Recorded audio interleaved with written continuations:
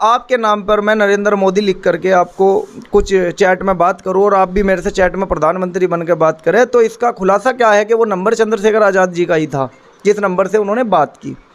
दूसरा, जब नेता को डराया धमकाया नहीं जा सकता ना, तो उसका चरित्र हनन किया जाता है, और पैसा जब तक आता रहेगा चरित्र हनन की अफवाहें चलती रहेगी।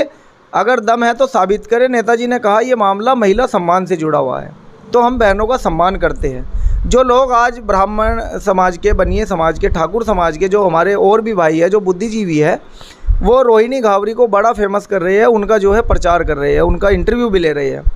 ये वही लोग हैं, जब मनीषा वाल्मीकि का बलात्कार हुआ तब सारे लोग इकट्ठा होकर के सवर्णों के पक्ष में पंचायत कर रहे थे। असल में लड़ाई जो है वो शोषण, अन्याय, अत्याचार की है। और एक और मुझे जो जानकारी मिली है, वो जो नाम बताया आपने, इंदौर की वो लड़की है जो पीएचडी कर रही है, उनके वो जो जिस सीट से वो पीएचडी करके आई ना, वो सीट अनुसूचित जाति के लिए रिजर्व ही नहीं थी।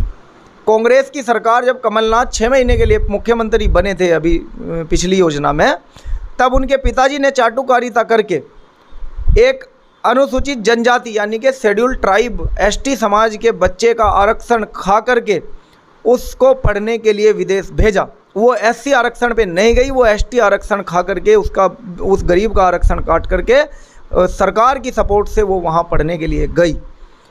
उन्होंने कहा कि मेरी माँ सफाई कर्मचारी है।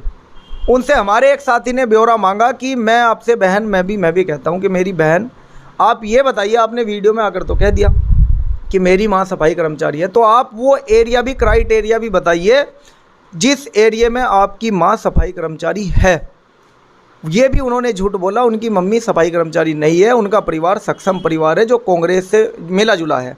ये स्मृति ईरानी से मिलती है, ये मनोज तिवारी से मिलती है, ये चिराग पासवान से मिलती है, ये अमित शाह से मिलती है, ये भाजपा के सभी बड़े नेताओं से मिलकर के जब भाजपा के सामने चंद्रशेखर आज़ाद दलित और मुस्लिमों को इकट्ठा करने वाला एकमात्र विकल्प नज़र आया, तो उन्होंने चंद्रशेखर आज़ाद को ख़त्म करने के लिए या उनको दबाने के लिए इस तरह की महिला को सामने खड़ा कर दिया।